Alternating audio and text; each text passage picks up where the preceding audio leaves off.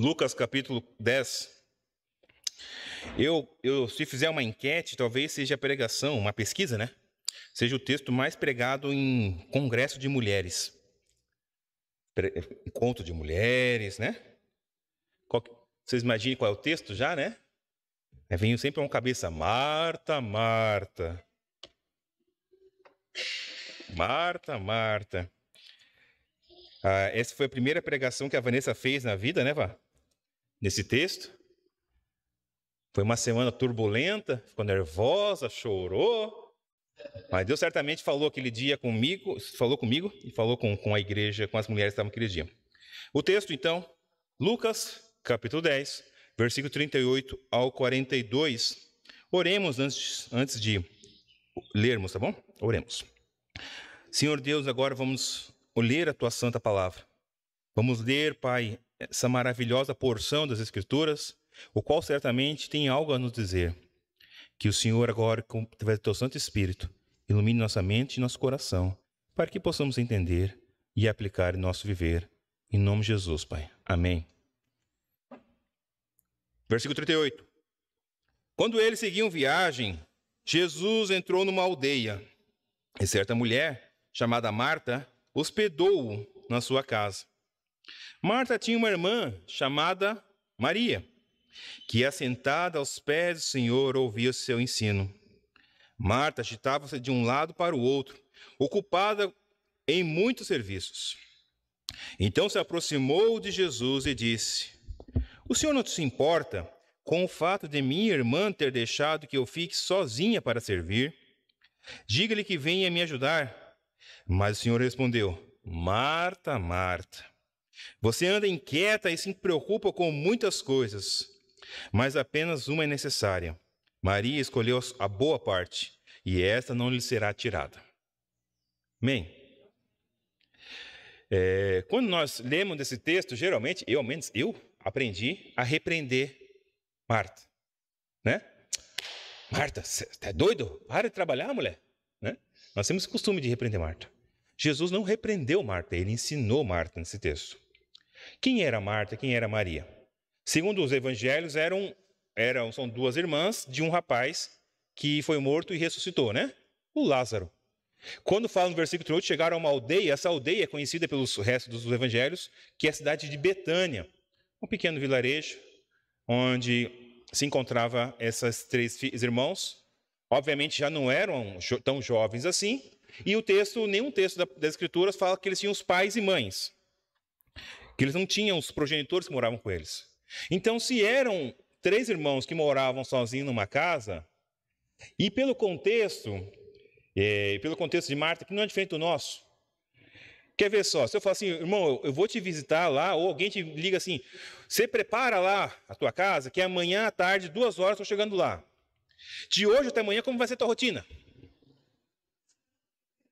Você vai fazer tudo, você vai no mercado comprar o creme de leite, fazer o estrogonofe que não tem, você vai comprar o leite condensado, fazer aquele mousse de maracujá, você vai limpar, você vai agilizar hoje, porque amanhã você tem que receber uma visita, não é verdade? Você vai arrumar o quartinho para ele dormir. Você vai talvez botar o colchão para fora para ele, né? Tem várias coisas que você vai fazer, atitudes que você vai tomar. Aí isso, se for um irmão qualquer, um Alexandre, ele vai te visitar. Eu, Natan. Agora pensa que a notícia chegou de repente, não teve um preparo antes e não chegou uma pessoa. Quem estava na casa de Marta e Maria? Não, e os discípulos todos. Jesus nunca andava sozinho, gente. Chegou a comitiva de Jesus. Igual chegou um vereador para ver uma coisa, né? Chega o vereador, chega o primeiro assessor, o segundo assessor, chega o secretário, todo mundo. Jesus chegou com a comitiva, os discípulos todos foram para a casa de Marta e Maria. Sem aviso prévio. Aí não tem o café, tem que comprar café no mercado. E ela achou que podia dobrar a roupa amanhã, e a roupa está no sofá. Tem que fazer o que agora? Tem que agilizar a casa. Tá vendo como não dá para repreender Marta? E pelo texto, então, nós entendemos que quem era mais velha era obviamente, então, ela era responsável pela casa. Era costume daquela época, e não é diferente de hoje, que quando você recepciona alguém, você dá o melhor para ela. Você lembra o episódio que uma certa moça chegou aos pés de Jesus, quebrou o vaso de alabastro, né? E secou com os cabelos, que Judas, não lembro quem, fala assim, se ele soubesse quem ela é, ele não deixaria fazer. Lembra? O que Jesus fala para eles? Ó, eu cheguei aqui, você não deu nenhuma água para lavar a mão. Quer dizer, é esperado que alguém que fosse recepcionasse alguém, e se soubesse quem era essa pessoa, Jesus Cristo, ele faria tudo para dar o melhor para ele. Marta, então, sabendo quem era o mestre, ela se atarefou de dar a melhor recepção para o mestre. É normal, gente. A gente chega na minha casa e diz, não, fique à vontade, mas fique à vontade, daqui a pouco tem uma meia no chão, fique à vontade, mas espera, deixa eu tirar a meia aqui. Você não vai deixar ficar à vontade, esperar que a pessoa faça isso. Qual é a crítica feita a Marta? Qual é o ponto do ensino a Marta? É que nem sempre precisamos nos atarefar com as coisas do mundo. É preciso, algumas vezes na nossa vida, nós sossegar. Veja, irmãos, quando nós falamos que temos que ter, discípulos de Jesus tem que orar, tem que ler a palavra, tem que ser tal como Josué, meditar nela dia e noite. Que um discípulo de Jesus é alguém que faz o devocional 30 minutos todo dia. Que ele sai para falar o evangelho onde ele está. Que ele tem que cultuar ao Senhor, fazer escola dominical. Tem várias coisas que nós colocamos como... Isso é ser discípulo de Jesus Cristo. Só que, se formos sinceros, e você talvez lembrando da tua agenda aí, é fácil fazer tudo isso? E qual a dificuldade que nós temos? É que nós já estamos atarefados. Nós já estamos superlotados, a agenda não tem mais espaço. Eu estava conversando aqui com o professor de violão, nós conversamos sobre a aula de canto, e falamos sobre a questão da aula de canto, né, o valor e tal, e assim, poxa, tem gente que acha que é caro. Daí ele assim, mas eu não tenho dúvida que gasta isso em pizza no mês. A gente fala assim, mas não tenho tempo para orar, Deus. Não tenho tempo para fazer muitas coisas. Eu estou muito ocupado. A roupa, parece que, né, eu tenho dois meninos que não param de sujar roupa. É uma fábrica de roupa suja. O quarto está sempre sujo. Eu estou sempre brigando, sempre discutindo. Aí é escola, é faculdade, é trabalho. Aí tudo bem, aí vem as outras coisas. É academia, é pilates, é a minha caminhada. Nós somos atarefados com tantas coisas que não aprendemos a sossegar. E, obviamente, isso não é apenas culpa nossa, é culpa da nossa humanidade pecaminosa. Onde se atarefa com muitas coisas. As crianças já aprendem, né? O Dani, os meninos estudam integral hoje. Das 7h30 às 5 da tarde, eles das 8 às 5. Gente, é o dia inteiro numa escola. Quando chega em casa, aí vem uma tarefa de casa. Aí tem a mãe manda dobrar roupa. Aí vem o pai e manda arrumar a cama. Daqui a pouco já é 9 horas da noite, tem que fazer o quê? Dormir, porque a mãe tem que acordar cedo para ir para a escola. Nós já nascemos atarefados. Se um pai e uma mãe trabalham, quando a criança tem 6 meses de vida, acontece o que com a criança? Vai para a creche. Quando nós vamos parar e sossegar e entender que muitas coisas nós fizemos é correr atrás do vento. Talvez quando chega lá o tempo da Dona Ruth, né? Onde agora o tempo para ela já não faz tanto sentido. Todo dia é hoje. Quer dizer, todo dia se repete. É igual o filme da Adam Sandler, né? Não quer? Como se fosse a primeira vez. Porque para ela o tempo já parou. Não é verdade? É difícil para vocês. Mas você imagine viver assim, sem essa pressão que eu tenho que fazer as coisas amanhã. Eu tenho que trabalhar, tenho que fazer, tenho que estudar, tenho que entregar um trabalho. O prazo está apertado. Ontem, gente, para dar um testemunho pessoal rapidão aqui, ontem eu entreguei a posição final da minha monografia por professor, o orientador tá, fechou. Com aquilo ali eu não brinco mais, né? Não, vai vir outro, não, monografia não quero mais. Vamos mudar o termo. Mas eu estou falando aqui de coisas que eu passei nos últimos meses. Porque ocupa nosso tempo. E olha só que eu ensino, e eu sei, que devemos ter tempo para outras coisas. Martinho Lutero fala que quando a vez que ele chegava, tinha muita coisa para fazer durante o dia, dependendo da agenda, da tarefa que ele tinha que fazer, ele orava mais. Dá a impressão que esses caras são muito crentes, gente. É um nível de cristianismo que parece tão distante de nós, não é verdade? Jesus então chega para Marta e diz: Marta, veja que Marta está tão atarefada que na percepção dela, ela nem dá conta. Porque se ela desse conta, ia chamar para falar com a irmãzinha mais nova. Foi tanta pressão que ela mesma colocou sobre ela das coisas que ela tem que fazer, que ela teve, entre aspas, a audácia e falou: mestre, o senhor podia dar um jeito nessa menina aí. Essa folgada. Olha lá a louça. Olha a roupa para recolher. Olha toda coisa fazendo nessa casa. E essa menina não vai. Você está vendo? Estou parafraseando nas entrelinhas o que Marta está falando para Jesus Cristo. Porque nós não temos ousadia de sentar diante do Senhor e pedir perdão e dar glória a Deus por Ele. Ela teve a ousadia maior que isso. Deu a impressão que Jesus não estava indiferente com a dificuldade de Marta. Não dá a impressão disso?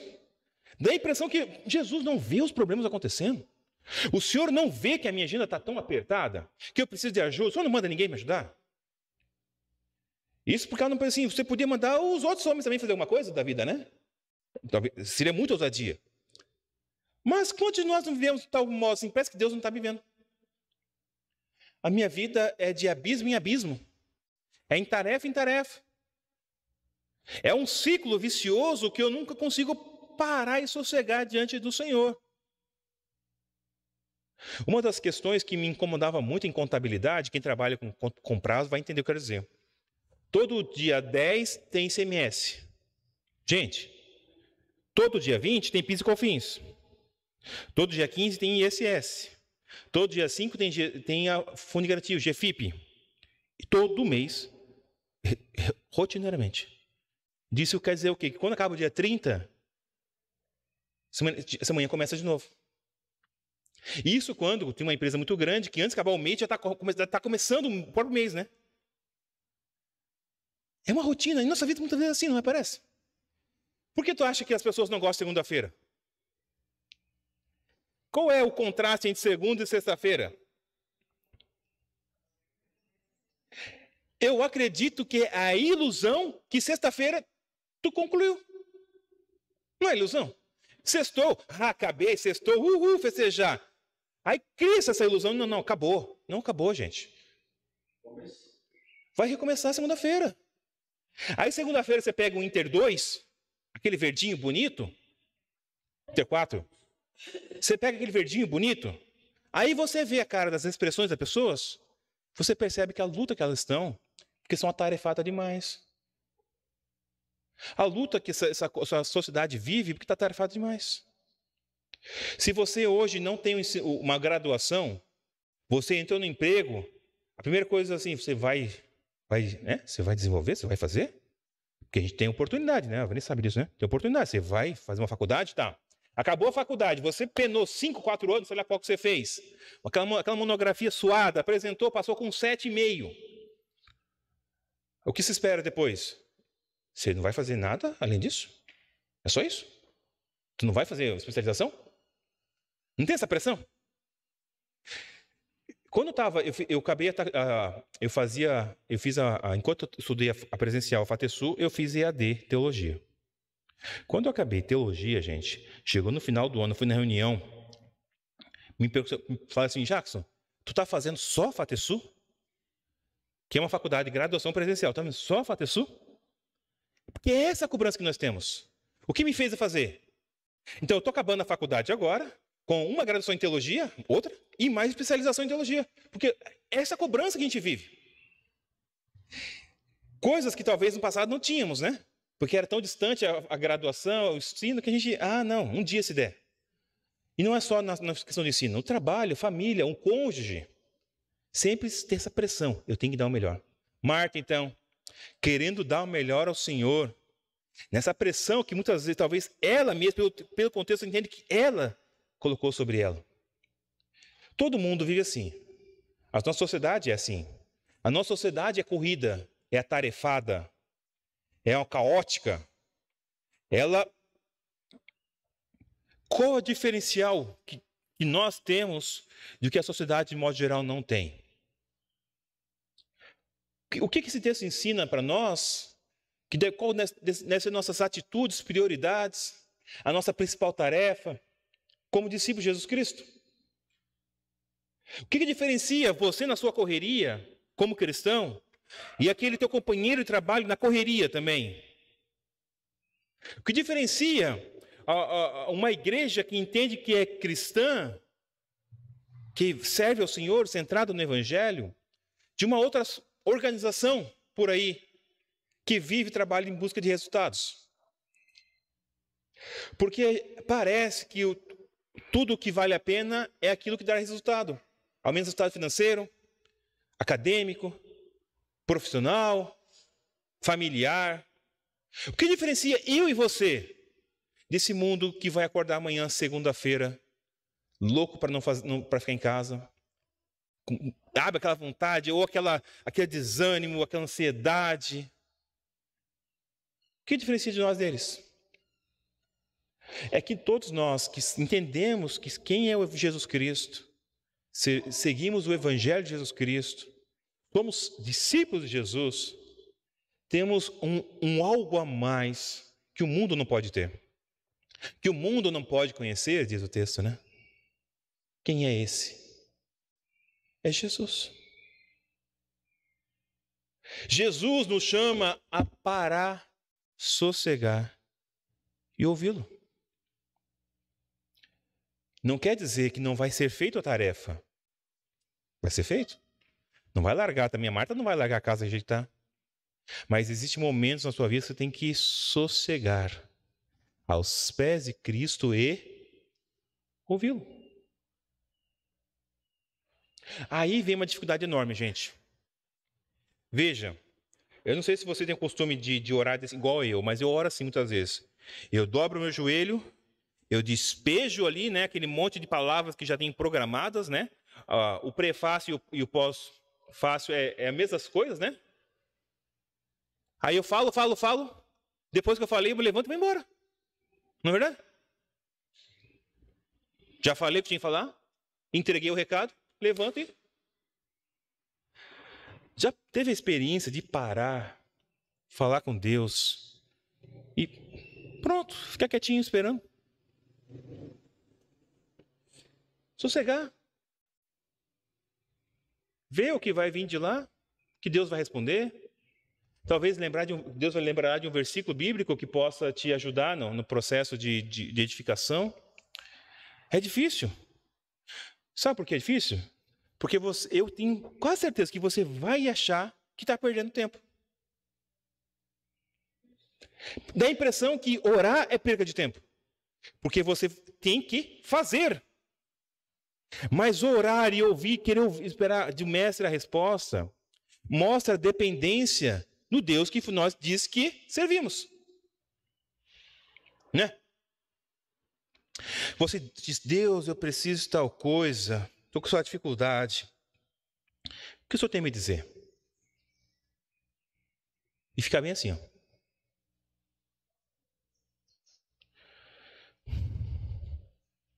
Qual o problema disso?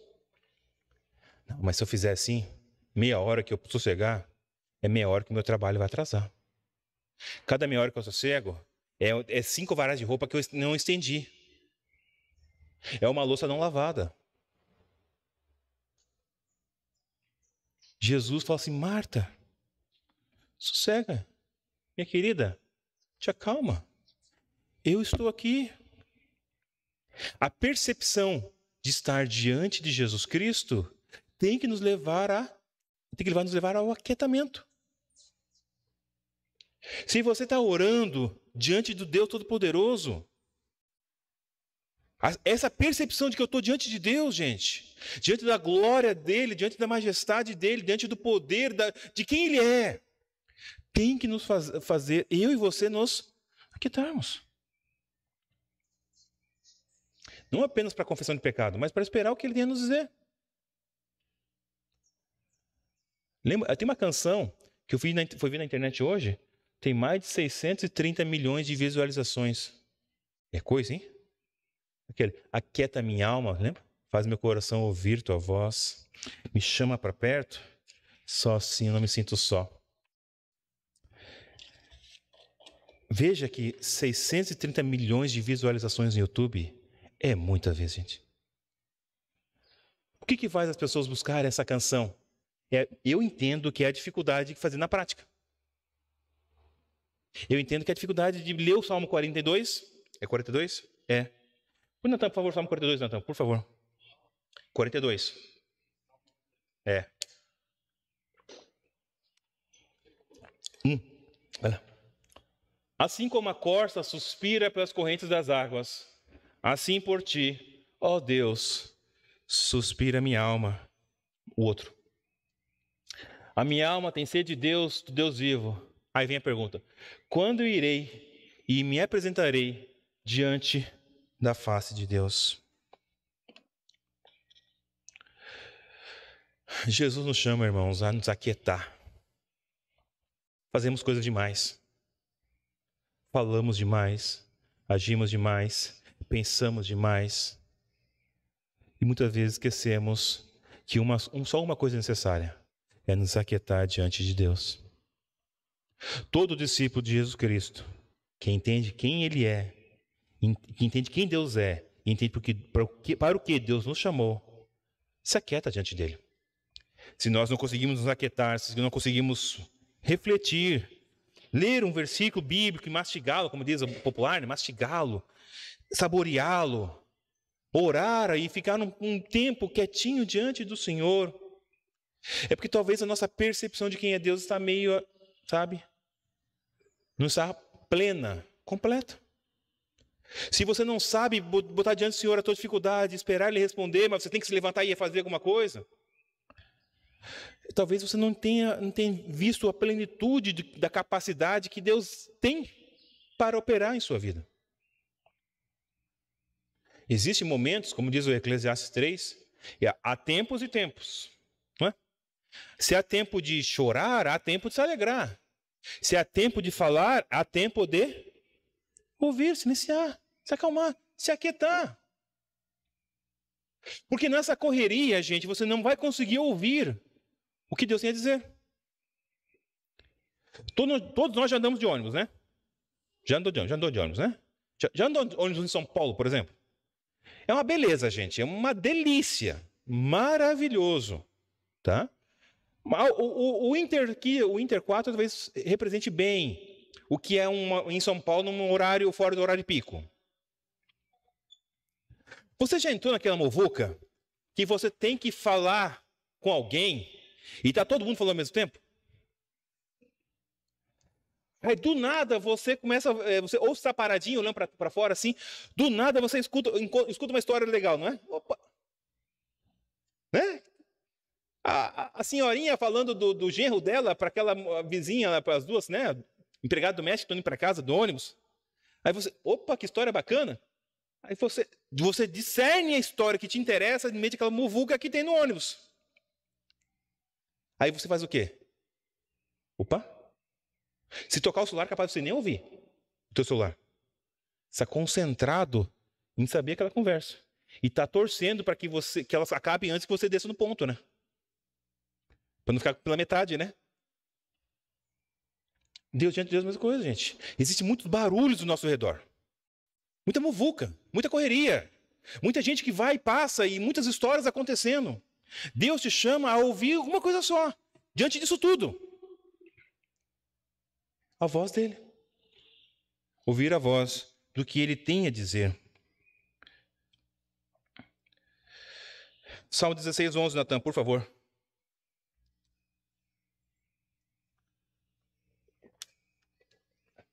(16:11). 11.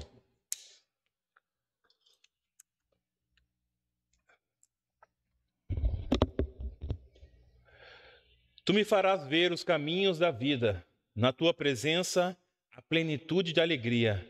À tua direita, há delícias perpétuas. Texto bonito? Verdadeiro? Sentimos isso?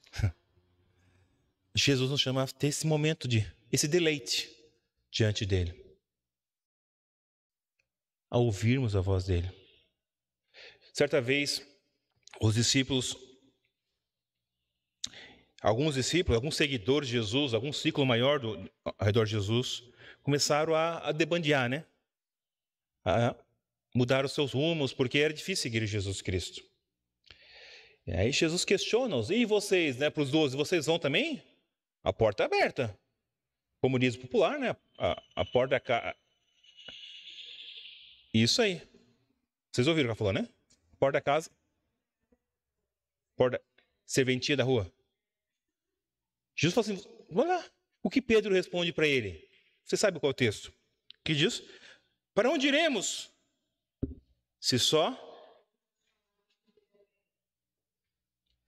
Jesus tem a palavra de vida eterna, se somente Ele pode falar aquilo que realmente é importante para nós, a quem temos que ouvir?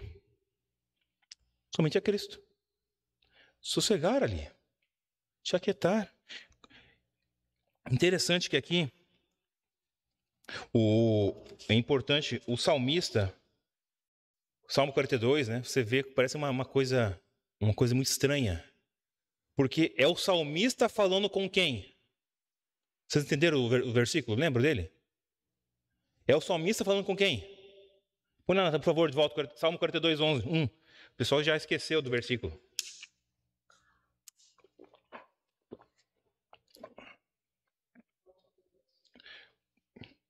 Como eu acho que não é esse versículo. Se vocês já se... Deixa eu achar aqui.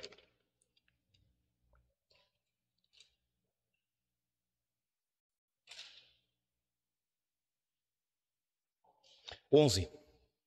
42, 11. Ó a pergunta do salmista. Por que você está abatida, ó minha alma? Por que se perturba dentro de mim?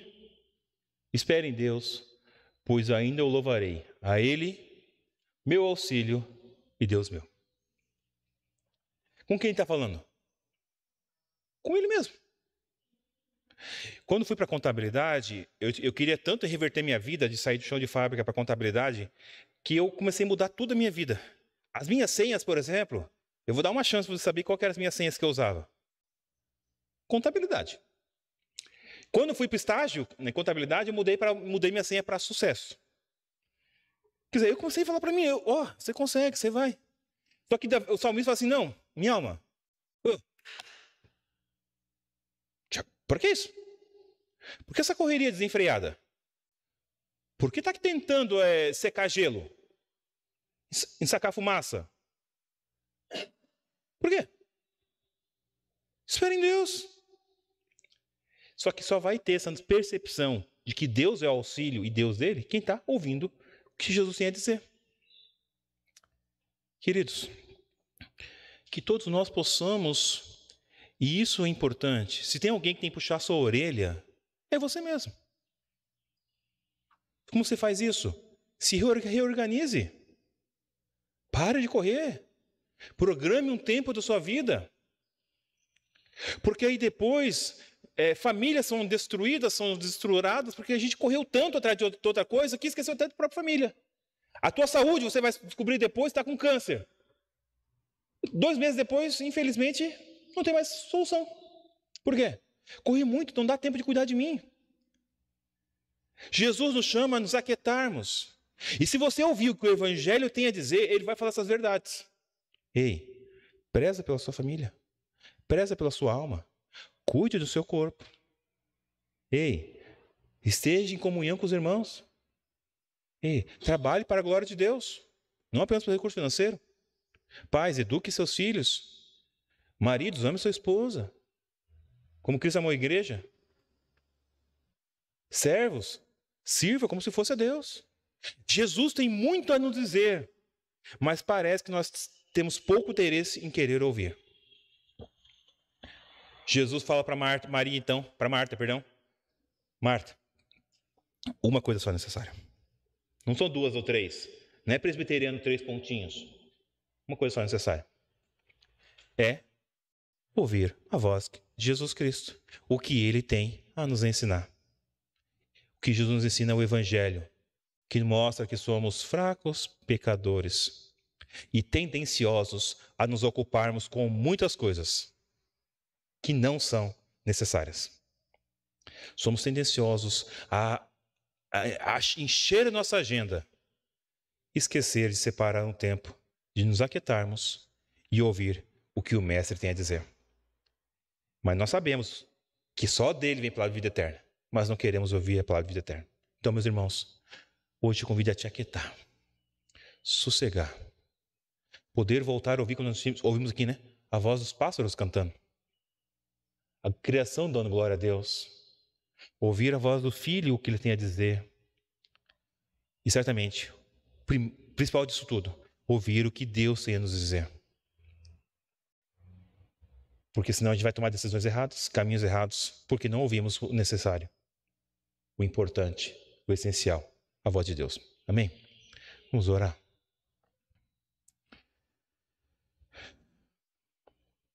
Obrigado, Senhor, pela tua santa palavra. Obrigado porque tu és bom o tempo todo.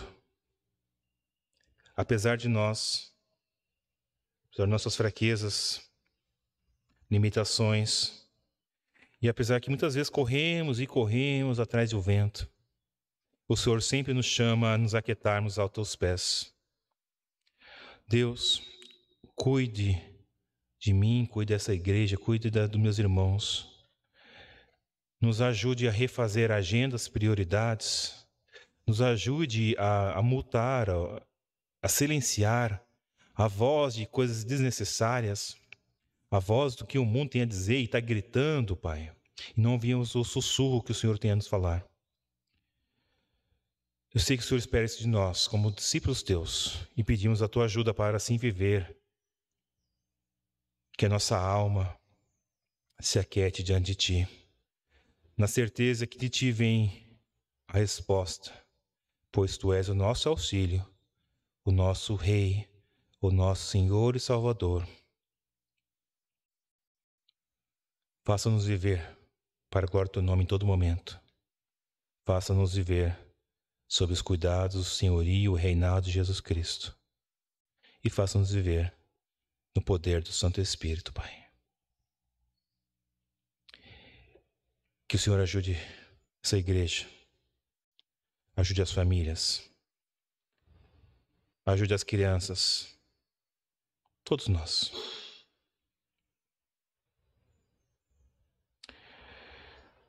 Esse é o nosso desejo e a nossa necessidade. E nós entregamos a Ti, em nome de Jesus, Pai. Amém.